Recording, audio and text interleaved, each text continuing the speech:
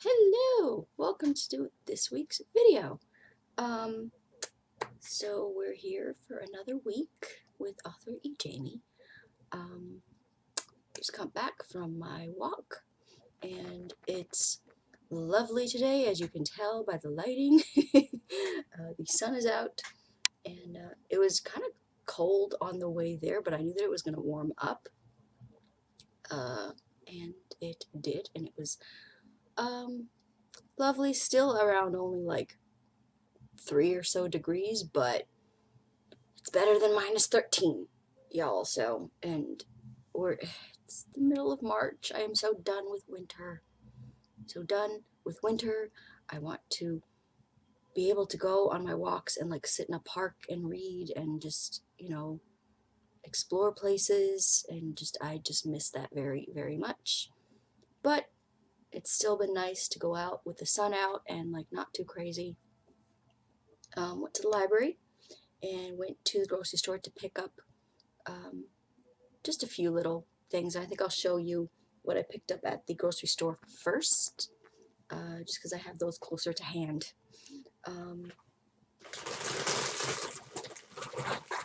So they were having a sale on chips. So it was 2 for like $5.50, and I had originally gone there because I wanted to get the Mrs. Vicky spicy ketchup that I saw last time, but I wasn't able to get at that time. And I went with the intent to get that, but they didn't have them. They had the new Miss Vicky's All Dressed that they have now, which I'm sorry, but All Dressed is crap. In any brand, it's just disgusting. Just no. Just no. It's like pineapple on pizza. No. No. But what I did find was the old-fashioned barbecue. Now, I love the old-fashioned barbecue because I do not like not the new, but the regular Lay's barbecue. I find it too sweet. And this one reminds me, again, it's the old-fashioned barbecue. It's the old barbecue. And it was my favorite then. So I got that. And of course, since it was 2, I of course got my blood type ketchup chips. And I also I was out of the bouillon cubes, so I got 1 beef, and I got 1 chicken, because I enjoy both.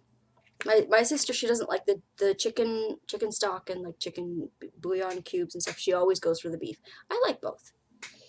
And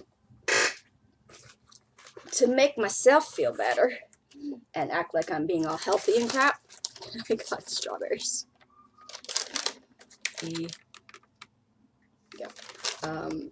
Because the last, I'm not sure if it was this one. I think it might have been the other grocery store that I went to, because I have 2 that are close to me. So sometimes I go to one that has the Scene loyalty card, and yeah, I got 100 points with this transaction. So very, very nice. And yeah, so I got the strawberries. So that's what I got at the grocery store. And yeah, the last grocery store that I went to before, the strawberries there were like really, really good. So, and I don't think it was this store. I think it was in the other store that's close to me. But I wanted to try these ones as well, because a lot of times I stay away from strawberries in grocery stores, because I find that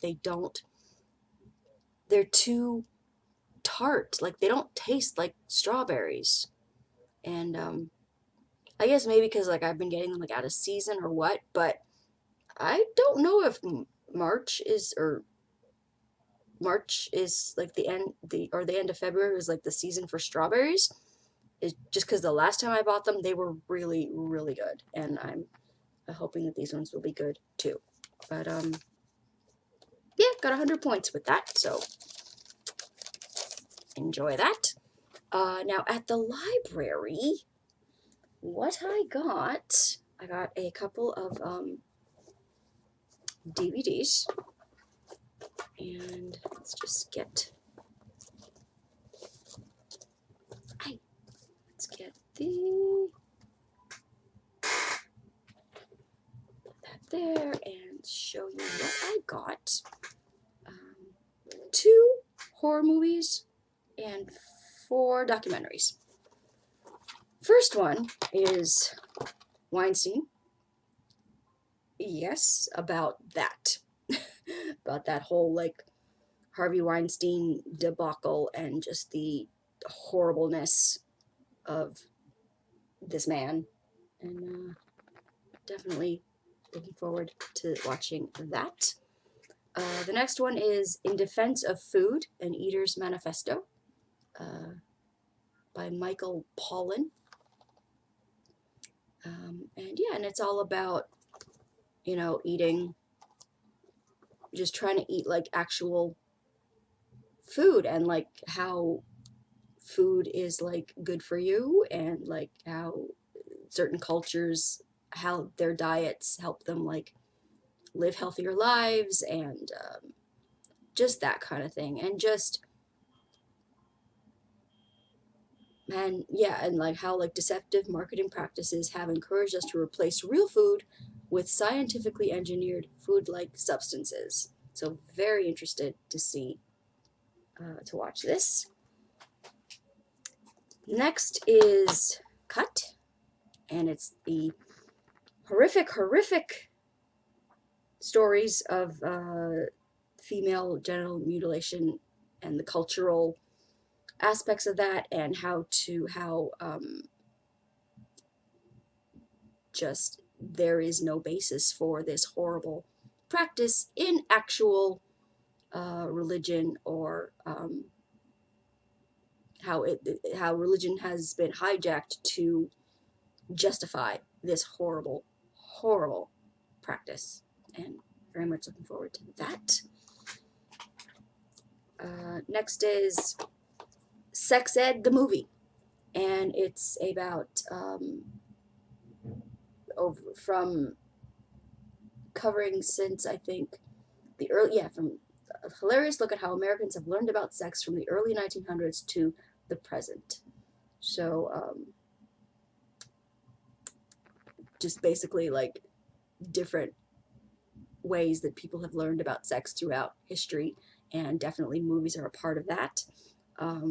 So I'm very interested in watching this one. And the next one are 2 horror movies. Anything for Jackson. And after a tragic car accident that took their grandson's life, Audrey and Henry are unable to go on without him. Following the guidance of their ancient spell book, so they just randomly have an ancient spell book, as you do, the elderly couple decide to abduct a young pregnant woman with the intention of performing a reverse exorcism to channel their grandson's spirit inside her unborn child. This looks like it's going to be so crazy sauce good. So I am very much looking forward to that. I might do a reaction to it. If you'd like to see that, just comment below if you'd like to see me react to this banana sandwich thing. And another horror movie is Spell with Omari Hardwick and Loretta Devine. And it's a man flying to his father's funeral. There's a plane crash. Him and his family are in a plane crash, and he wakes up alone, trapped in this woman's attic.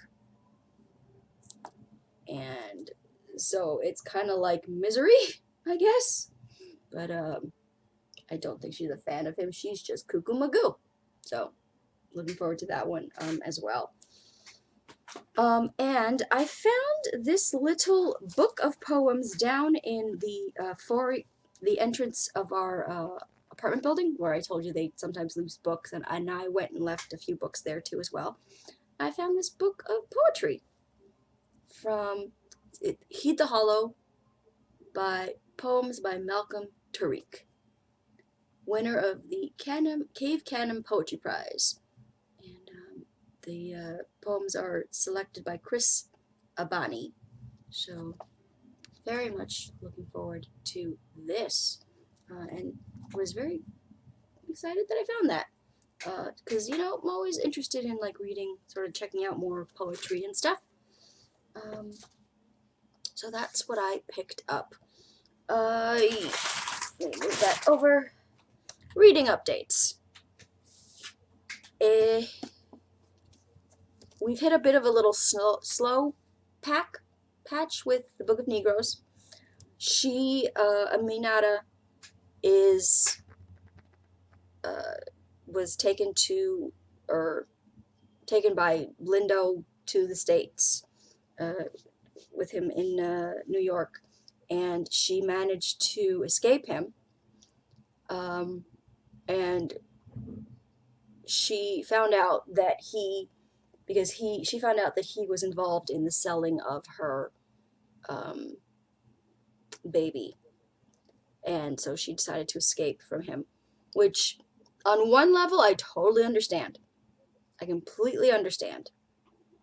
On another level, I was like, girl, what are you doing?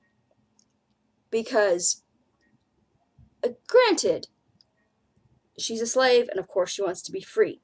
However, this Solomon Lindo guy treated her well.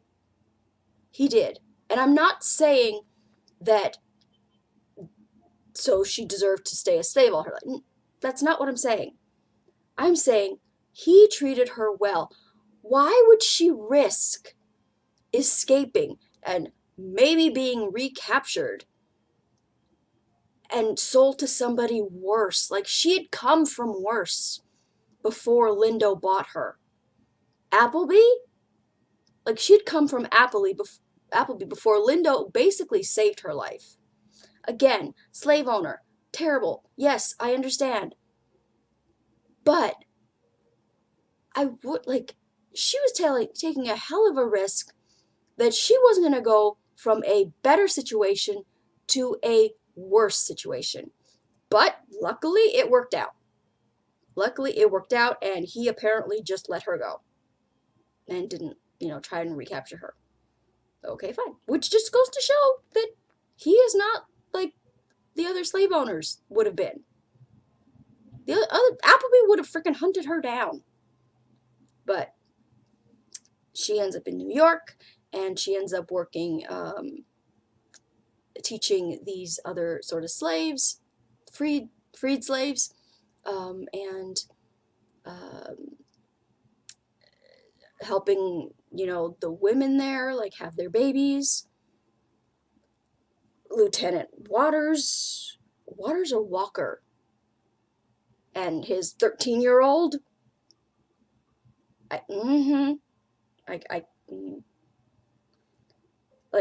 was all on board with him talking about oh, he got her pregnant, and he needs Aminata's help and blah blah blah, until we learn that he's 22 and she's 13. Then I was like, oh, this trash man needs to just go away.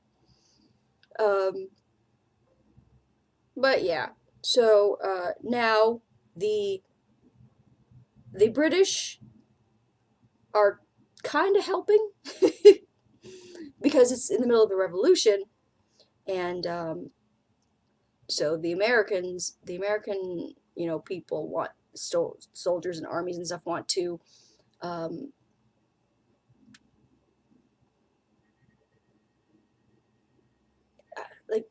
of course they want their independence and all that stuff, but they want to kick the British out, and they want to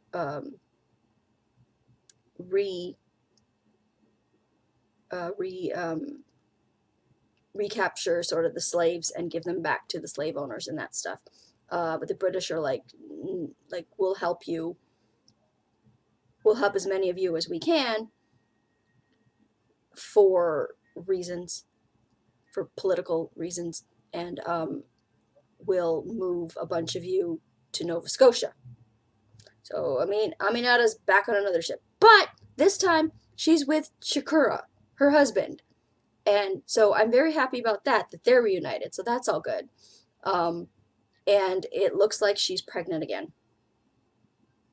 Now, in the future, like in the, because the story's told in flashback, in the future bits that we've seen, Aminata talks about the fact that she never got to be with her children.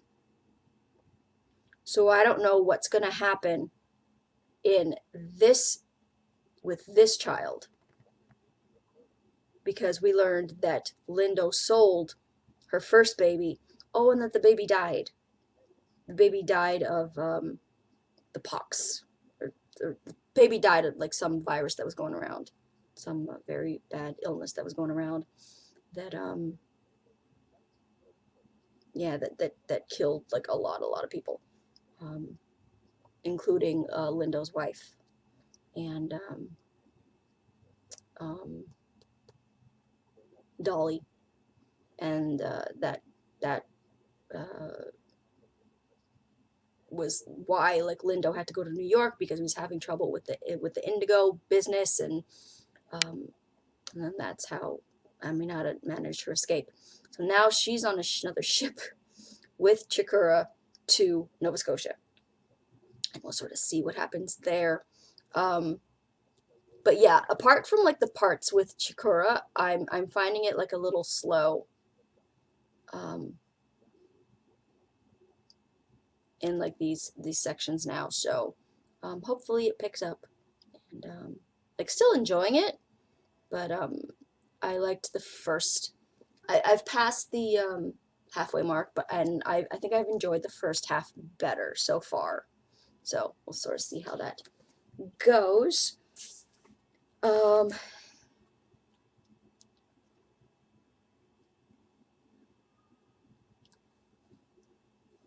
I am almost finished, like very close to being finished, my Audible of Pieces of Her by Karen Slaughter. And I am enjoying this book so much. It is bananas. Utterly bananas. And it's so twisty that I don't really want to say that much about it. And you know me, I'm not like one for like holding back on like spoiling things or whatever. Like if I want to talk about a book, I'm going to talk about the book. But with this one, there's so many twists and turns and stuff that I don't want to talk too much about it, because I don't want you guys to miss out on those banana sandwich revelations. And needless to say, Laura's daughter Andy is in a pickle right now. She's very much in a pickle right now, as the secrets from Laura's past are coming back to hurt her daughter, even though she has spent her entire life trying to keep those secrets from hurting her daughter. So, just wow. I mean, it's so good, you guys. It is so good. And it definitely makes me want to check out more of Karen Slaughter's books. I had been initially initially hesitant to pick her up because I've heard that she can be very gory, she can be very violent, but I think this one might have been like the perfect one to sort of ease me in because it's more sort of twisty mystery sort of based rather than violent. So, and again, I am not a mystery person, but I am all about like family secrets and like, like a woman learning secrets about like her mother, that kind of thing. I eat that crap up, and I am totally enjoying this book. I cannot even. For my work, book that I'm reading for work, we have still reading From Blood and Ash by Jennifer L. Armentrout. I have passed the halfway mark, and Victor has just died. Victor has just died. And I'm like, what the hell? But the Duke has also just died, and I am mad about that. Not in the least. He couldn't been soon enough for me. I'm only worried that, like, are they going to think that, or is Poppy going to think that Hawke did it? Because literally before the Duke died, Hawke, like, pretty much knew that, like, the Duke was hurting Poppy. And, they had that Hawke and Andy. Stop calling her Andy. That's the wrong book. Poppy, damn it. They had this nice moment in like the Willows. They made out a little bit, and then the Duke died. And my first guess would have been that Hawke killed the Duke, but it seems like it's one of those we will rise people. So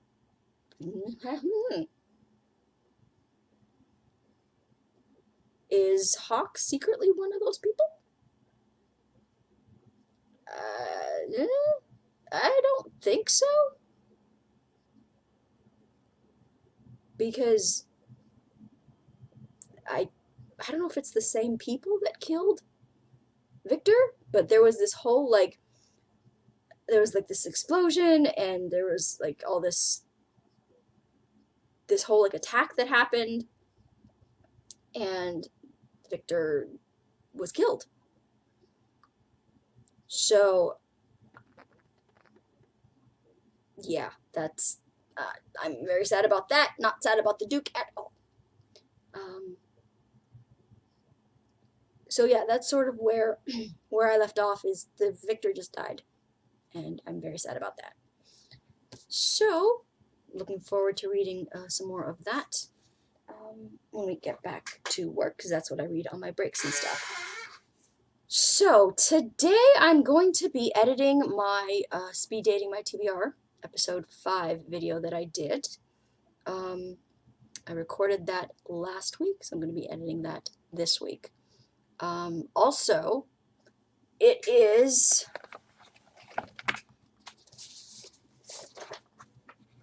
tax time! So I'm likely going to be doing that maybe tomorrow. Because tomorrow I also have to go to the post office to ship out a book that one of my viewers here on YouTube, they won my giveaway for in the February book haul that I posted earlier this month. Yes, I'm going to ship that out tomorrow, and that's when a girl might do her taxes, y'all. So that's the plan.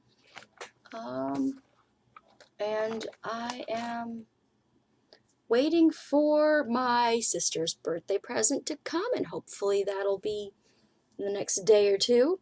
And I'm also waiting for my Stranger Things DVDs to come because I want to do stuff with them. I want to make videos and all that stuff with them. And yeah, so today is going to be, oh, and I finished polishing up my Historical Romance Wanted. That's all done and good. Now I'm just going to be looking through potential cover art, potential cover for it. So I'm hopefully I will want to release that sometime in April. And now that I'm finished that, the next book that I'm going to be working on is Good Women, which is my historical, I wouldn't call it a historical romance, but it's one of those kind of soapy,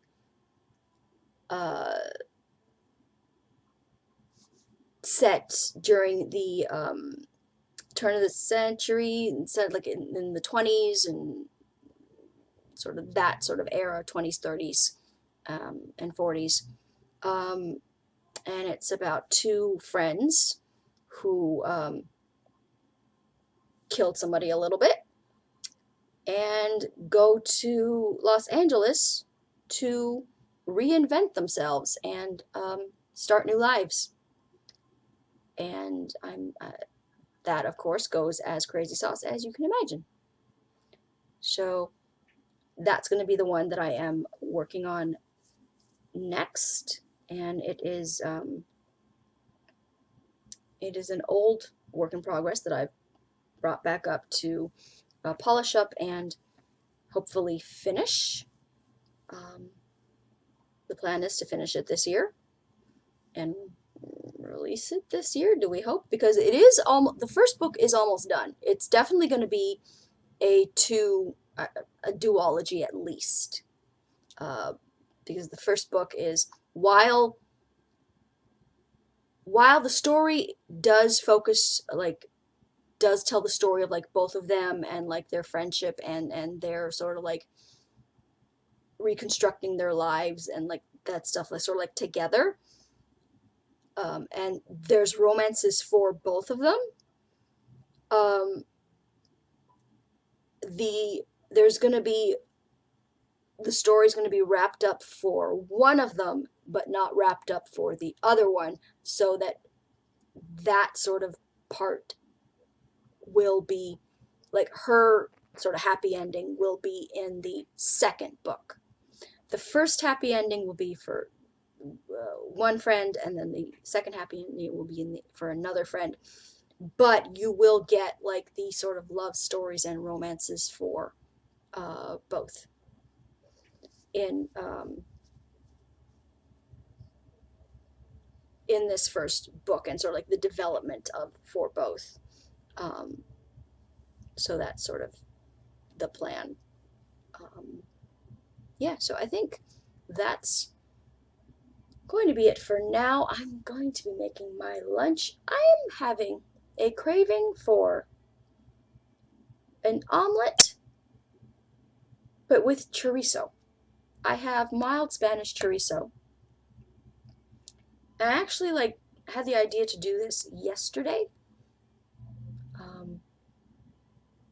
That I knew that I wanted to try and do that for today. So it sounds good in my brain. Let's see how it comes out. So that's going to be it for now. So I will talk to you guys later.